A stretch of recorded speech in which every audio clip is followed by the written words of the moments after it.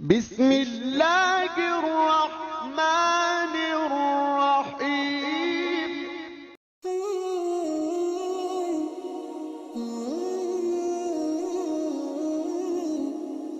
حضور نبی کریم صلی اللہ علیہ وآلہ وسلم کی عمر مبارک جب 25 برس ہوئی تو آپ صلی اللہ علیہ وآلہ وسلم کا نکاح ام المومنین حضرت ختیجہ رضی اللہ تعالی عنہا سے ہوا، جن سے آپ صلی اللہ علیہ وآلہ وسلم کی 4 بیٹیاں اور 2 بیٹے تولد ہوئے۔ آپ صلی اللہ علیہ وآلہ وسلم کے بیٹے کم سنی میں ہی وصال فرما گئے۔ حضور نبی کریم صلی اللہ علیہ وآلہ وسلم کی عمر مبارک 35 برس کی تھی جب خانہ کعبہ کی از سر نو تعمیر کی گئی۔ روایت میں آتا ہے کہ اس سال شدید بارشیں ہوئیں جس سے خانہ کعبہ کی عمارت کو بھی نقصان پہنچا اور وہ منہدم ہو گئی۔ حضرت ابراہیم علیہ السلام اور حضرت اسماعیل علیہ السلام نے خانہ کعبہ کی جو عمارت تعمیر کی تھی وہ بہت پرانی ہو چکی تھی۔ خانہ کعبہ کی تعمیر کے بعد اس کی مرمت کا کام وقتاً فوقتاً ہوتا رہتا تھا مگر عمارت دوبارہ تعمیر نہ ہوئی تھی۔ اب جب کہ یہ عمارت منہدم ہوئی تو فیصلہ کیا گیا کہ ایک مضبوط عمارت تعمیر کی جائے جس کا دروازہ اور چھت بلند ہوں۔ قریش نے خانہ کعبہ کی تعمیر کا کام شروع کیا اور اس تعمیر میں حضور نبی کریم صلی اللہ علیہ وآلہ وسلم نے بھی حصہ لیا۔ آپ صلی اللہ علیہ وآلہ وسلم خانہ کعبہ کی عمارت کے لیے پتھر اٹھا کر لاتے تھے۔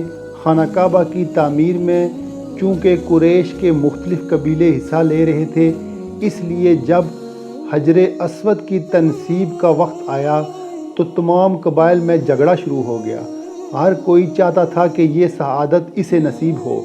یہ جھگڑا اس حد تک جا پہنچا کہ تلواریں میان سے نکل آئیں۔ اس دوران ایک بوڑھے شخص نے تجویز پیش کی کہ جو شخص کل سب سے پہلے حرم پاک میں داخل ہوگا اس کا فیصلہ سب تسلیم کریں گے۔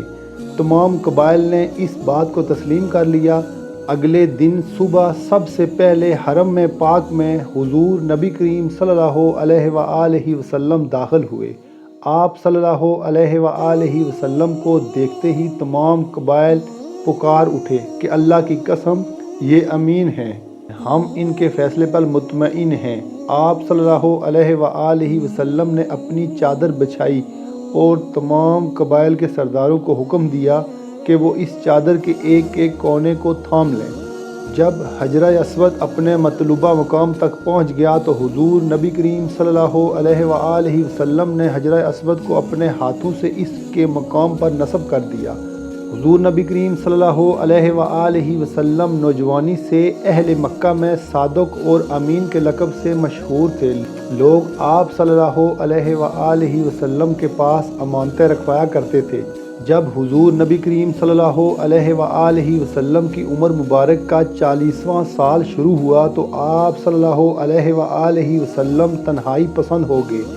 آپ صلی اللہ علیہ وآلہ وسلم عبادت کے لیے مکہ مکرمہ کے نواح میں واقع جبل حرا کی ایک غار میں جانے لگے جو تاریخ میں غار حرا کے نام سے مشہور ہے۔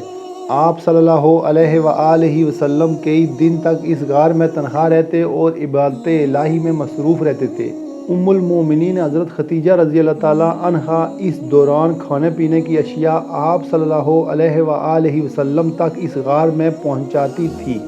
اس دوران حضور نبی کریم صلی اللہ علیہ وآلہ وسلم جو بھی خواب دیکھتے اس کی تعبیر فوراً ظاہر ہو جاتی تھی۔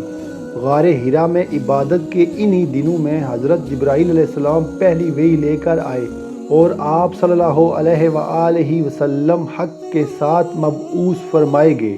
ابتدا میں حضور نبی کریم صلی اللہ علیہ وآلہ وسلم نے خفیہ طور پر دعوت تبلیغ شروع فرمائی۔ آپ صلی اللہ علیہ وآلہ وسلم کی زوجہ ام المومنین حضرت سیدہ ختیجہ رضی اللہ تعالی عنہا نے اسلام قبول کیا۔